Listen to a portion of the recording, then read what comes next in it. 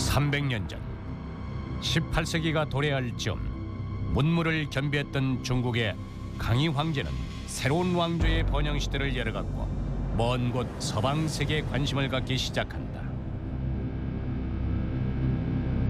이 시대 영국은 산업혁명이라고 하는 인류 역사상 최초의 혁신적인 생산 체제를 키워가고 있었다. 지속적인 해외 확장과 식민지 무역은 상품에 대한 수요를 가져왔고 과학의식과 시장의식 등 영국인의 일반적인 의식 수준을 향상시켰다. 각 분야의 협력하에 영국은 세계 제1의 공업국가가 되고 깊이 있는 자유주의 경제체제를 만들었다.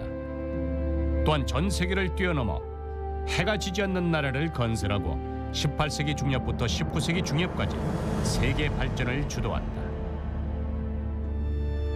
영국에서 어떻게 공업화의 서막이 나타날 수 있었을까? 이 작은 섬나라에게 있어 산업화의 초고속 전개는 무엇을 의미하는 것인가?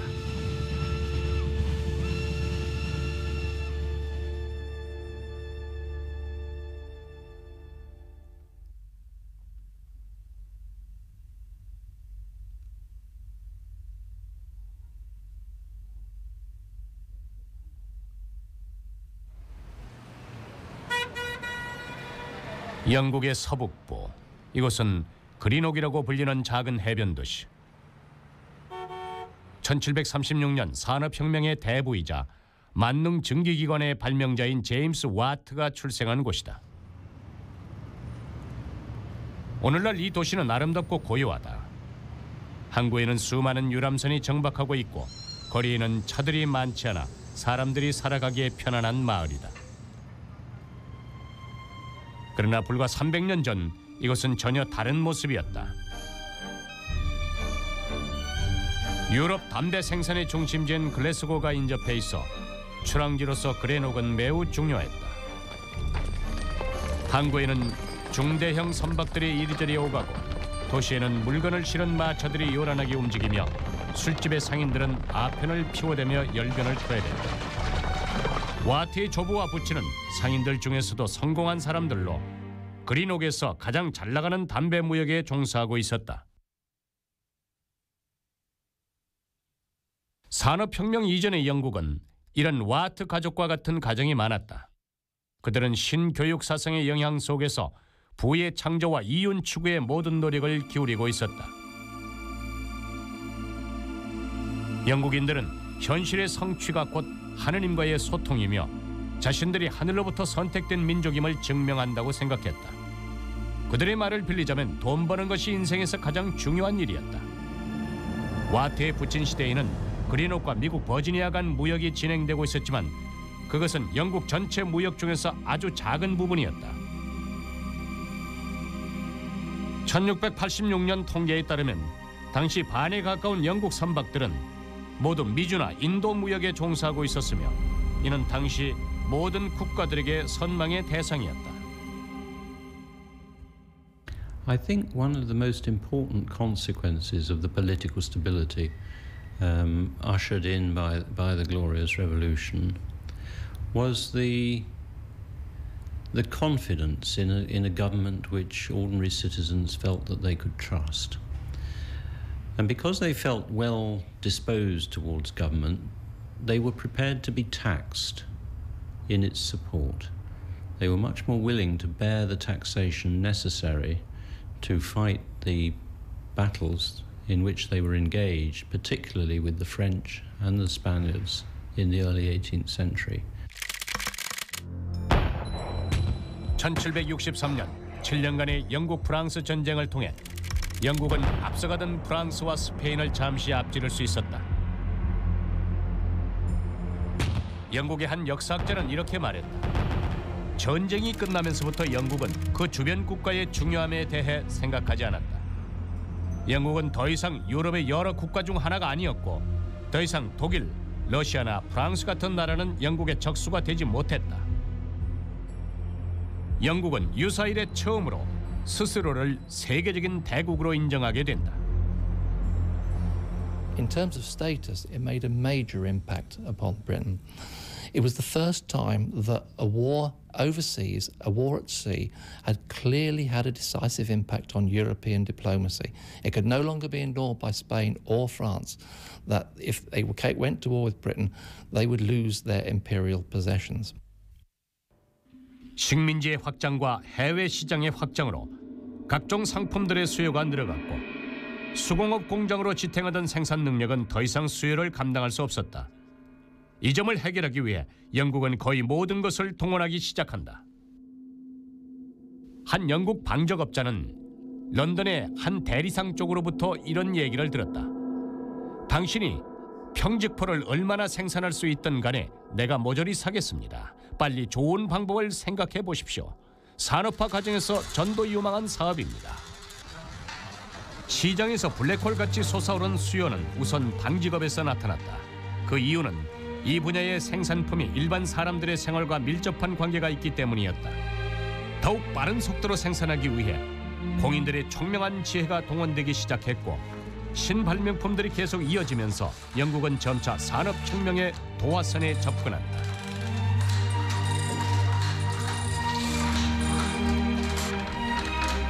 Traditionally, the unit of production had been very small, that textile weaving had been done in household units, just a family working, the wife and children, insofar as they were capable of doing so, possibly even the husband.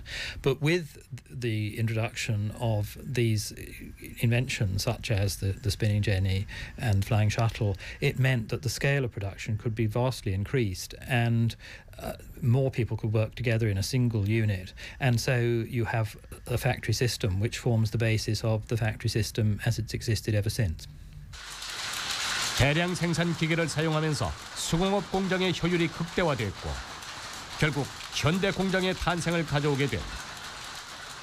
그러나 이런 공장들도 공통적인 한계가 있었다. 그것은 바로 그 누구도 예외 없이 강의 하류 주변에 공장을 세울 수밖에 없다는 점이었다. 그 이유는 18세기 초까지 기계를 돌릴 수 있는 동력원이 풍차와 수차밖에 없었기 때문이었다.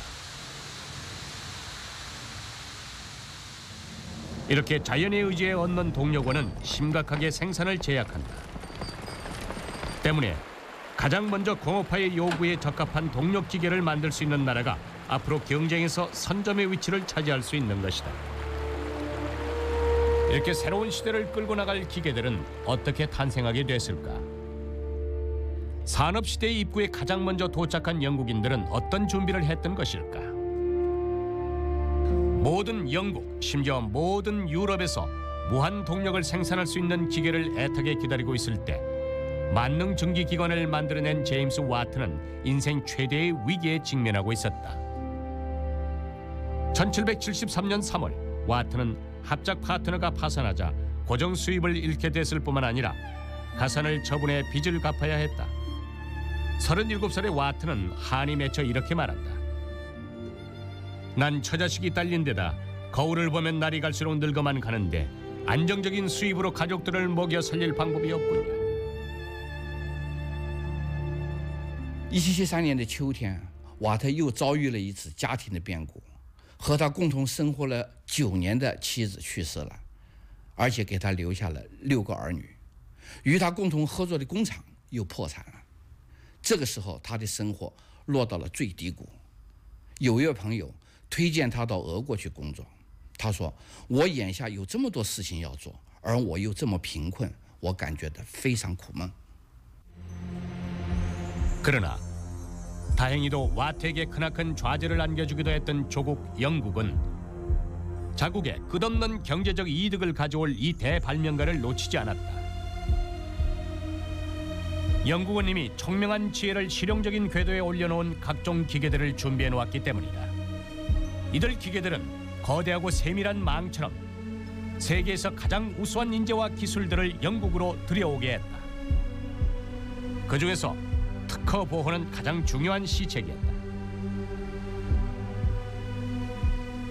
The earliest patents date from the 16th century, but patenting isn't a common practice through the 16th and 17th centuries. It becomes a common practice and very much an important element in industrial activity from the mid-18th century onwards. And the purpose was very simple. It was to protect the invention of an inventor, a novelty of an inventor, and it gave that inventor a number of years, roughly 15 years or so, in which the invention was protected. It couldn't be copied by anyone else. 말년의 와트는 생활이 매우 부유했다. 그 부는 전기기관 제조 공장의 수입이 아닌 폭넓게 보급된 고효율 전기기관의 발명 특허였다. 기술 창조에 대한 전략으로 탄생한 기계들은 영국의 발전에 커다란 영향을 미쳤다. 세계 최초의 특허법을 제정했던 이 나라는 이미 지식경제 시대로 돌입한 오늘날에도 여전히 과학기술 창조 전략을 국가 발전의 기본 전략으로 삼고 있다. 영국은 현재 전 세계 신제품 생산국 중 4위를 차지하고 있다. 250년 전 영국이 지적재산권에 대한 보호와 장려 정책을 펴자 사람들은 신기술 및 신발명에 대한 열광적인 숭배를 시작한다. 당시 영국의 한 간행물은 이렇게 서술했다. 공업기술에서 그 공은 전쟁과 외교보다도 크다. 교회나 대학, 추상과 철학, 문학이 쌓은 것보다 크며 사회적인 변화 측면에서는 우리의 법이 쌓은 공보다도 크다. 공업기술에 대한 전 민족적인 숭배 속에서도 가장 열렬한 지지를 보인 것은 영국의 신흥 계층들이었다. 기술과 발명은 그들과 가장 밀접한 이익관계가 있었기 때문이다. 이들 계층을 당시 공장주라고 불렀으며 오늘날에는 기업가라고 부른다. 1773년 그들 중에 일원이 러시아로 떠나려 하던 와트를 만류했는데 그가 바로 매튜 볼튼이었다. 博尔顿的梭河工厂在伯明翰，伯明翰呢是当时英国的小五金生产的中心。博尔顿的工厂有1000多个员工，它主要是生产小五金器械，甚至包括望远镜之类的产品。但是博尔顿呢，他非常有眼光，他看到英国工业正在兴起，许多新的工厂需要新的动力，于是呢，他就决定转产蒸汽机和加工机器。 후에 볼튼과 와트가 손잡고 최초의 전기기관을 제조했을 때 영국 국왕이 그들의 공장을 참관한다. 국왕은 볼튼에게 무엇 때문에 바쁜지 물었고 볼튼은 지금 군주들이 꿈속에 그리던 제품을 제조하느라 바쁩니다라고 답하자 국왕이 그게 무엇이냐고 다시 물었다. 이에 볼튼은 힘입니다, 폐하라고 답한다. 이런 선견지명이 있던 볼튼은 생활고 때문에 고민하고 있던 와트에게 편지를 보낸다. 난 발전기를 창조해내기 위한 모든 조건을 갖췄으며 우린 전 세계 각종 규격의 발전기를 보급할 것입니다. 또 당신이 필요한 투자자가 되어 당신의 부담을 줄이고 당신 제품을 전 세계에 소개할 것입니다.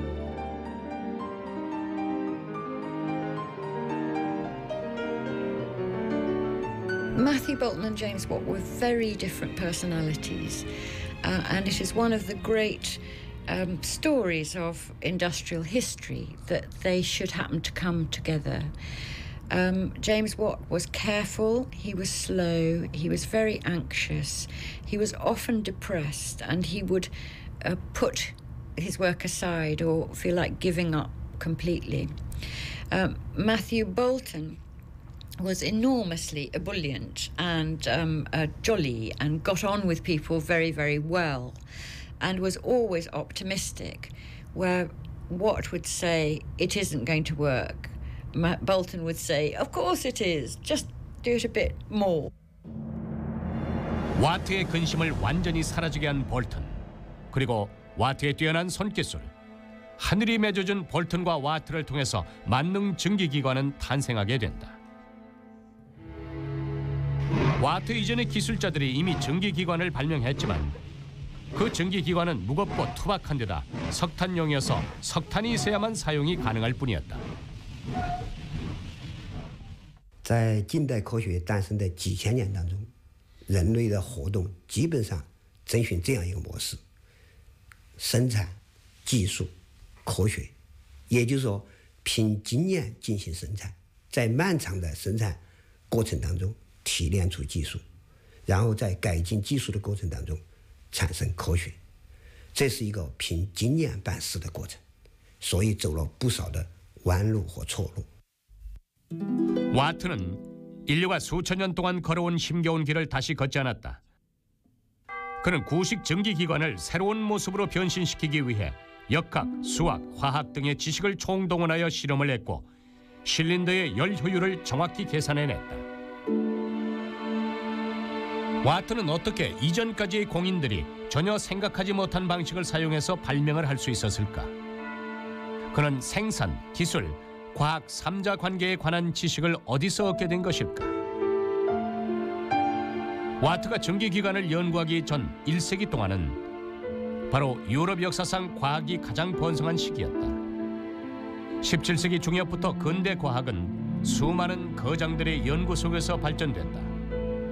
이 과학의 거장들 중 가장 중심에 있었던 사람은 우리에게 너무나 잘 알려진 과학자 아이작 뉴턴이다. 수많은 역사학자들은 근대 과학의 각도에서 볼 때 뉴턴이 산업혁명의 문을 열어젖혔다고 평가한다. 이것은 뉴턴의 고향이다. 뉴턴이 이 사과나무의 사과가 땅에 떨어지는 것을 보고 깨우침을 얻었다는 일화가 있다. 오늘날 이 나무에서 열리는 가장 큰 사과는 성인의 주먹만한 정도의 크기. 하지만 사과의 크기가 17세기 버밍엄 대학의 세계적인 천재가 가져온 과학적 혁명을 막을 수는 없었다. 1687년 뉴턴은 자연철학의 수학적 원리를 출판한다. 이 심오하고 이해하기 어려운 책 속에서 뉴턴은 수학적인 방법을 이용해 만유인력의 법칙과 운동의 3대 법칙을 증명하는데 이 4대 법칙은 인류의 지혜사상 가장 위대한 성과로 평가받는다. 이 법칙들을 응용해 뉴턴은 별, 지구, 자연계의 모든 힘을 그의 저울 위에 올려놓는다. The essence of the Newtonian system is that the heavens and the earth work according to uniform principles which can be quantified and about which calculations can be made. This means that you can take any part of the solar system and do calculations according to these principles, according to which you can exactly define where that planet or whatever will be and how it will move. 우린 지금 극장 같은 세계회에 놓여 있으며 모든 사건의 기원과 연유는 우리에게 알려지지 않도록 철저히 숨겨져 있고 우리는 미래를 예견할 수 있는 지혜가 없다. 우리는 끝도 없이 상처를 주는 불행한 사건들의 발생을 방지할 능력도 없기에 영원한 의구심에 집착하고 있다. 이는 영국의 저명한 철학가인 데이비드 휴메의 말이다. 이 말은 당시 사람들이 세상을 바라보는 수능적인 심리 상태를 솔직하게 묘사한 것이다. 300년 전 인류의 사상은 미신과 두려움으로 가득 차 있었다. 물은 왜 아래로 흐를까? 태양은 왜 뜨고 지는 것일까? 오늘날 보면은 지극히 간단한 문제들에 대해서 그 이유를 파악할 방법이 없었다. 아이작 뉴턴이 나타나면서부터 인류는 달라졌다. 뉴턴은 자신의 저명한 저서를 통해서 과학시대의 임박을 선언했다. 그는 세상 사람들에게 이렇게 말했다. 자연계는 규칙에 따라 존재하며 규칙은 인식할 수 있다. 뉴턴의 발견은 인류에 전혀 없던 자신감을 가져다 주었다. 하늘의 발밑을 기어다니던 인류가 드디어 과감하게 머리를 들어 이성적인 눈빛으로 세상을 바라보기 시작한 것이다. But if you really do force me to choose one person, I suppose it has to be Isaac Newton. And Newton, who gave us the idea, or at least confirmed the idea beyond all reasonable doubt, that we live in a law-abiding, law-like universe. And that paved the way for research through the 18th, 19th centuries on into our own time, for research in many fields. 以牛顿为代表的近代科学诞生以后，人类社会飞速发展，就像马克思所说的那样，在资产阶级统治的不到100年间，所创造的生产力超过了以往历史的总和。 (1687년) 발표된 자연 철학의 수학적 원리는 뉴턴에게 크나큰 영예를 안겨준다. 오래지 않아 뉴턴은 영국의 최고 학술단체인 영국 왕립학회 회장으로 선임된다. 유럽의 지식계층은 하늘이 세상을 창조했으며 뉴턴은 하늘이 세상을 창조한 방법을 발견한 것이라고 생각했다. 프랑스의 한 학자는 자연 철학의 수학적 원리를 읽고 난 후 뉴턴을 마치 신처럼 숭배하면서 영국에서 오는 모든 사람들에게 뉴턴의 일거수일투족을 탐문했다. 그는 밥을 먹나요? 물을 마십니까? 잠은 자나요? 보통 사람처럼 똑같이 삽니까?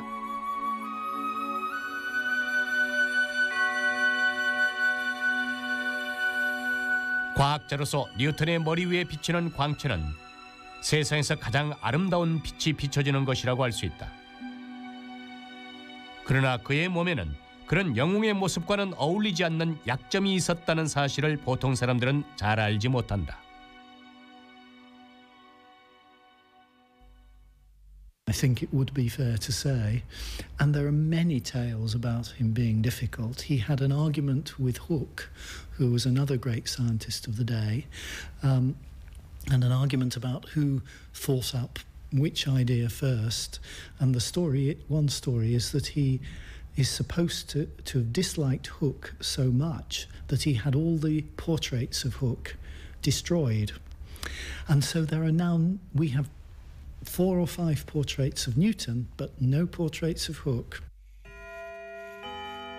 1727년 뉴턴이 죽자 영국은 융숭한 국장을 치렀고 그를 웨스트민스터 대성당에 안장한다.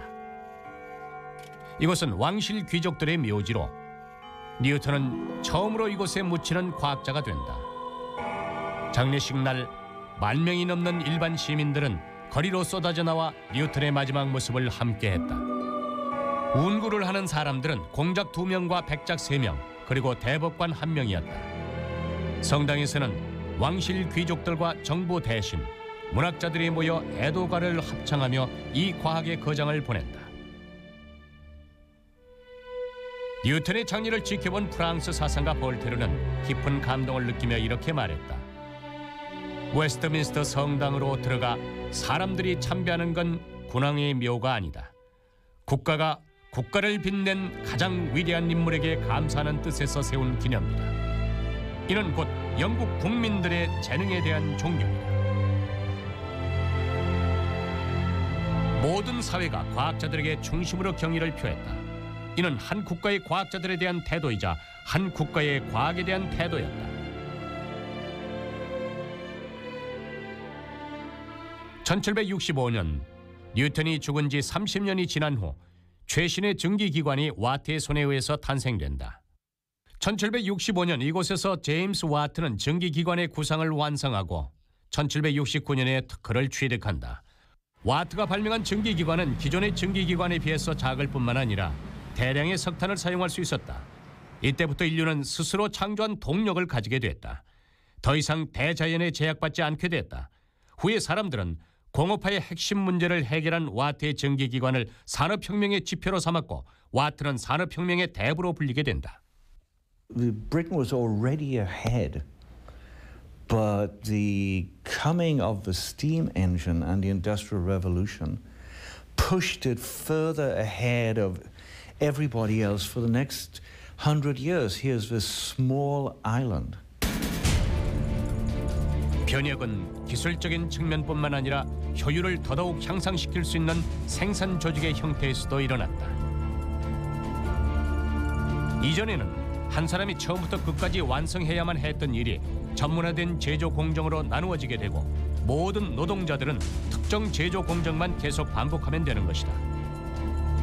18세기 말부터 영국의 각 분야에서는 공장화가 가속화되고 수십 년의 짧은 시간 동안 과거의 생산 방식과 생활 방식, 사고 방식들이 모두 변화된다. 모든 영국은 마치 끊임없이 계속되는 힘에 의해 움직이는 고속운전의 체인과도 같았다. 증기기관이 영국을 기동시킨 후 과연 어떤 힘이 이런 체인을 지속하게 만들어 영국을 세계 정상에 오를 수 있도록 만든 것일까?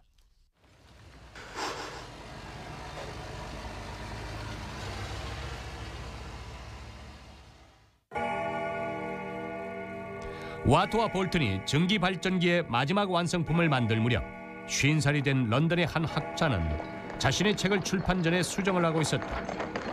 이 책에는 특수한 발전기와 사상적인 발전기가 나타나 인류를 위한 후의 성장에 지속적인 동력 공급을 하게 될 것이라는 내용이 들어있었다.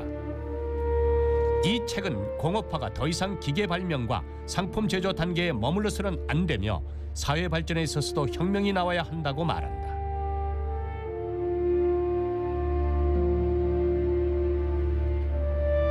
이 책의 출판 시기는 1776년, 책의 제목은 국부론이다.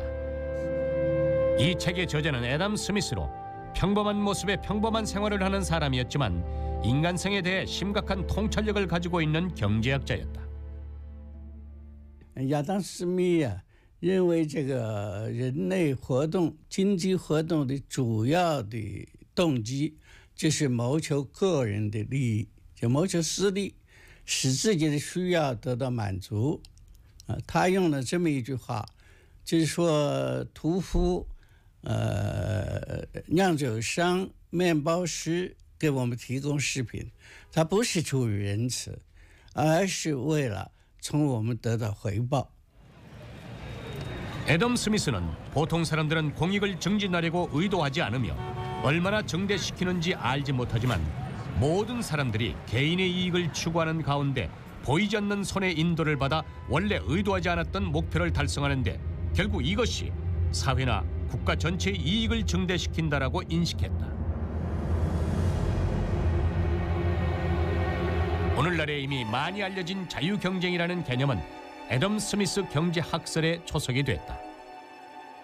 He's best known of all for the notion of the invisible hand, the idea that spontaneous trades between individuals in the market economy, will tend to create an efficient allocation of resources and be conducive to the relatively high levels of income which a market economy can create. 국부론에서 제시한 경제 생활을 제어하는 보이지 않는 손. 이것은 오늘날 경제학자들이 자주 거론하는 시장의 수요 공급 원칙이다. 이 이론에 근거해 애덤 스미스는 매우 영향력 있는 대외 무역 전략을 제시한다. Smith argues that, look, we can stay protectionist and conquering and solely monopolistic and make a lot of money. But we can make much more money if we go for free trade. And what's more, we can make other people wealthy so they will buy more and more of our goods. 뉴턴이 산업혁명을 위해서 과학의 열쇠를 창조했다면 와트는 이 열쇠를 가지고 산업혁명의 문을 열었고 애덤 스미스는 보이지 않는 손을 휘둘러 산업혁명의 추진을 위한 새로운 경제 질서를 확립했다. 영국의 저명한 역사학자인 토인비는 산업혁명의 본질은 석탄, 철강, 방직공업 속의 변혁도, 전기기관의 발전도 아닌 이전까지 부의 생산 및 분배를 지배하고 있던 중세적 규칙 조례를 대신한 정쟁이라고 생각했다. 기술 혁신보다 더욱 커다란 영향은 경제 사회 운행 규칙의 변화이다. 애덤 스미스가 말한 보이지 않는 손은 후에 와트와 볼튼으로 대표되는 신흥 계층에 의해 신성한 이론으로 추앙받았다. 그들은 애덤 스미스의 이론으로 가장 큰 이익을 얻은 사람들이다. 그들은 서방의 각국 의회에서 대다수 의석을 차지했고 애덤 스미스의 이론은 국가 정책에 커다란 영향을 미치기 시작했다. 이로 인해 자유주의 경제 체제가 형성된다. 斯密的理论呢，是在这个资本主义发展以前发表的，它起了一个促进资本主义发展的作用，使英国成为第一个世界强国。 世界霸权国家，也使全世界的资本主义得到发展。 국부론이 출판된 지 12년이 지난 어느 날 런던에는 한 차례 소나기가 내리고 안개 자욱한 공기는 삽시간에 신선하고 상쾌한 공기로 바뀌었다. 이날 밤 일개 세간원에 불과하던 애덤 스미스는 한 공작집의 손님으로 초대받는다. 거실에는 영국 경제의 거의 모든 명맥을 장악하고 있는 왕공 귀족들과 상계의 거물들이 있었으며 당시 영국 정부의 수상이었던 피트도 그 안에 있었다. 스미스가 마차에서 내려 거실로 들어가자 자리에 앉아 담소를 즐기던 신사들이 즉시 화제를 돌렸고 모두들 스미스에게 차례대로 안부를 물었다. 스미스는 쑥스러운 듯 말했다. 여러분 앉으십시오. 이때 스미스 주변에 서 있던 피트 수상이 심각하게 말한다. 박사가 앉지 않으면 우린 앉을 수 없습니다. 학생이 선생님보다 먼저 앉는 법이 어디 있습니까?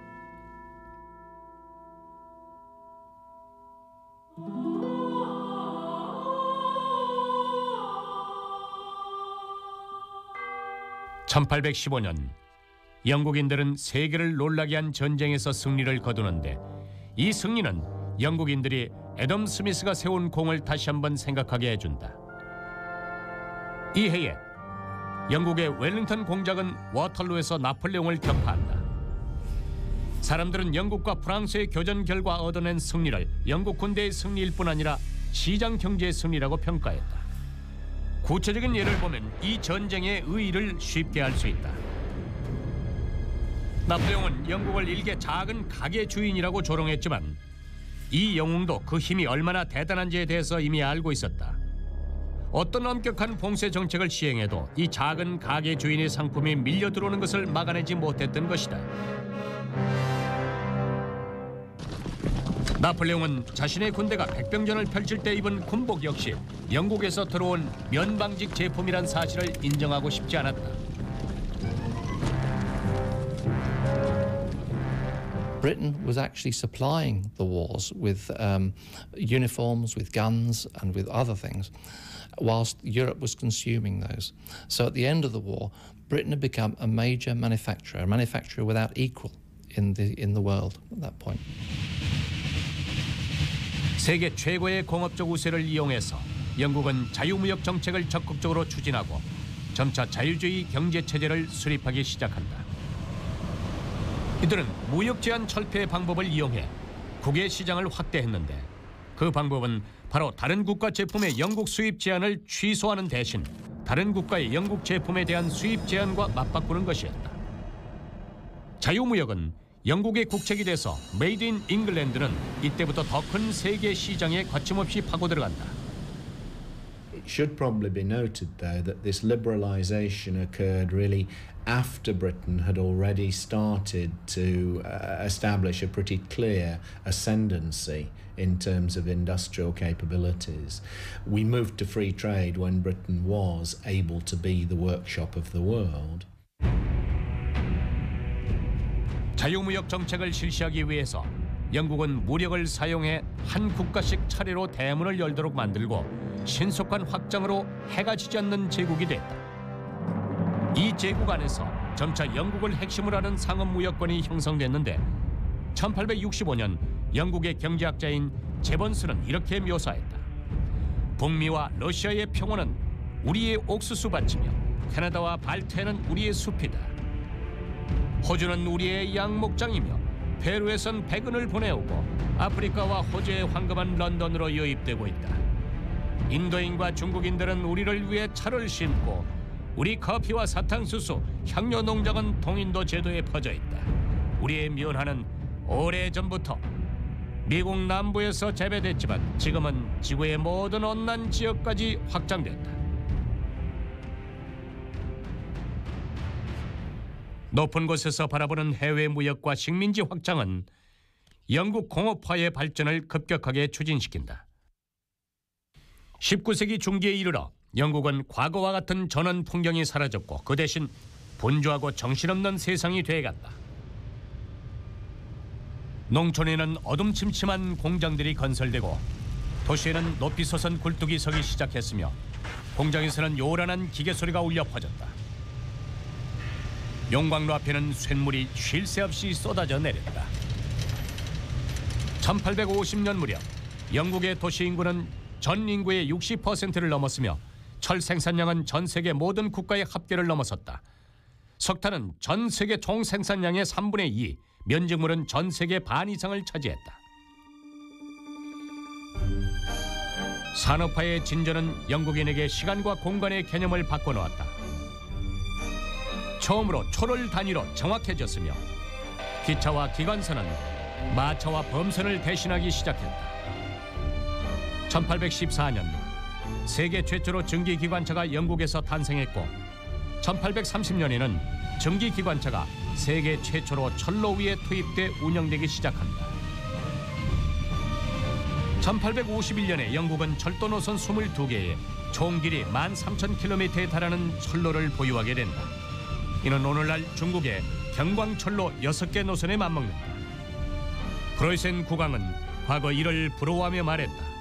국민 생산과 국민의 부에 있어서 영국의 경제적 지위는 고금을 통틀어 그 어떤 국가와도 비교할 수 없는 위치까지 발전했다. 我们可以这么说，就是没有工业革命，就没有我们现在这个世界。工业革命使英国成为世界上最强大的国家，它的强大的工业生产能力，在当时呢，就是英国一个国家能够对抗整个世界。工业革命呢，还使英国走进了现代化的大门使英国呢成为第一个现代化国家。这也就迫使整个世界追随着英国向现代化的方向前进。因此，我们从这个意义上可以说是英国引领了当时世界的潮流，打开了现代世界的大门。 이곳은 563m에 달하는 대형 건축물이다. 애석하게도 1936년의 대형 화재로 이 건물은 완전히 소실됐다. 오늘날에는 잔존해 있는 조각만이 바람 속에 매일 아침 떠오르는 태양을 홀로 맞고 있다. 세상사의 과거를 회상하며 속세의 무상함이 느껴진다. 이 폐허의 아름다운 이름은 바로 크리스털궁이다. 이 건물은 1850년에 강철 골격과 평판 유리로만 만들어진 것으로 19세기 중엽의 크리스털궁은 유럽에서 가장 웅장하고 상상력이 넘치는 건축물이었다. 1851년 5월 1일 세계 25개 국가에서 온 상계, 정계 대표 인물들이 이곳 원형 건물 안에 모였다. 이는 전례 없던 최대 규모의 집회로 이들이 이렇게 모인 이유는 영국 산업혁명의 위력을 세계에 과시하기 위해서였다. 155년 전에 이 성대한 회의의 정확한 명칭은 만국 산업생산품 대박람회다.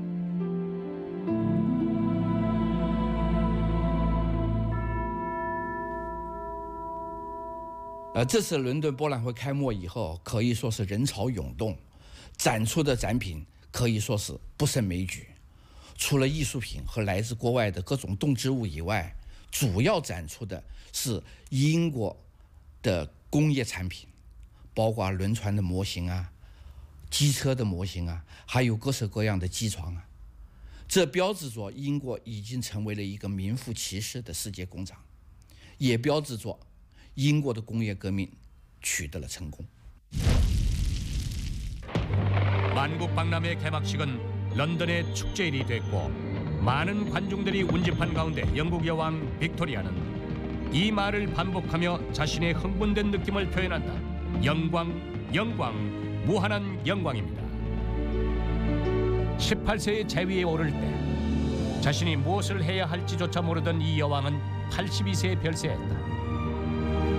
운명은 그녀에게 영국의 영광을 목격하고 향유하도록 했으며 영국의 영광과 19세기를 함께하도록 했다.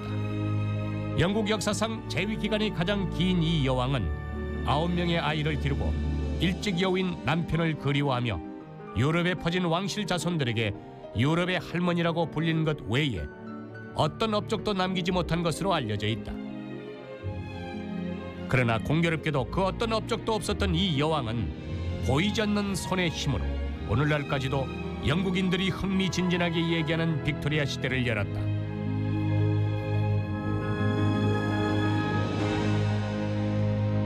(1851년 5월 1일) 여왕은 이전까지 없던 교만과 자신감을 품고 크리스털 궁으로 간다. 저녁에 돌아온 후 42살의 빅토리아 여왕은 일기 속에 이렇게 썼다. 우리 역사상 가장 장중하고 아름다우며 성대한 날이었다.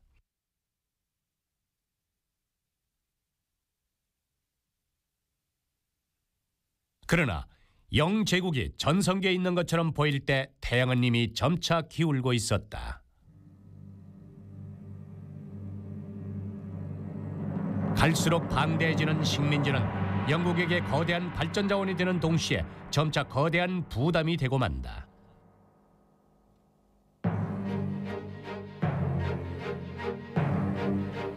(19세기) 말 20세기 초에 전 세계로 퍼지기 시작한 민족 해방 운동의 고조로 인한 부담은 결국 제국의 허리를 조여왔다. As we move on beyond 1850, I think we start to find that the territories which are added to empire are not on the whole hugely valuable, but they do take up resources to be administered, to be defended. And as a result, people who've done calculations tend to suggest that by the second half of the 19th century, what we might call the rate of return, the rate of profit on the British Empire, is rather small. By the 1940s, she had a choice.